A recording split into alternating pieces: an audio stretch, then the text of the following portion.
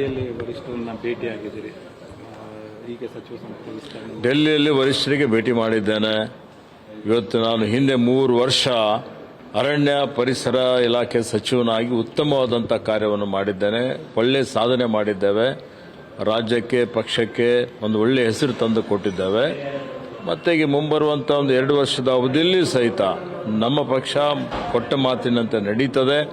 ಉತ್ತಮವಾದಂಥ ಸೇವೆಯನ್ನು ಮಾಡಿ ಮತ್ತೆ ರಾಜ್ಯದ ಜನರ ಒಂದು ಬೆಂಬಲವನ್ನು ಗಿಟ್ಟಿಸಿಕೊಂಡು ಪುನಃ 2028ರಲ್ಲಿ ಕಾಂಗ್ರೆಸ್ ಪಕ್ಷ ಅಧಿಕಾರಕ್ಕೆ ಬರ್ತದೆ. ಸರ್, ಕೆಪಿಸಿಸಿ ಅಧ್ಯಕ್ಷರ ಈ ರೇಸ್ನಲ್ಲಿ ತಮ್ಮ ಹೆಸರು ಕೂಡ ಇತ್ತು. ನೋಡಿ, ನನಗೆ ಇದ್ರ ಬಗ್ಗೆ ಮಾಹಿತಿ ಇಲ್ಲ.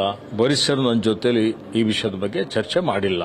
ಅಲ್ಲ, ಈಗ ನಿನ್ನೆ ಭೇಟಿಯಾಗಿದ್ರಲ್ಲ, ಆ ಸಂದರ್ಭದಲ್ಲಿ ಭೇಟಿ ಆಗಿದ್ದೆ. ಬೇರೆ ಬೇರೆ ವಿಷಯಗಳ ಬಗ್ಗೆ ಚರ್ಚೆ ಆಯಿತು.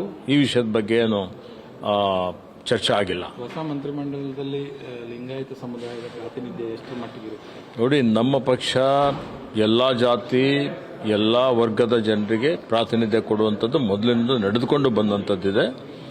ಲಿಂಗಾಯತ ಸಮುದಾಯಕ್ಕೆ ಹಿಂದೆನೂ ಪ್ರಾತಿನಿಧ್ಯ ಸಿಕ್ಕಿದೆ. ಈ ಸಲ ಎಲ್ಲರ ಅಪೇಕ್ಷೆ ಇದೆ.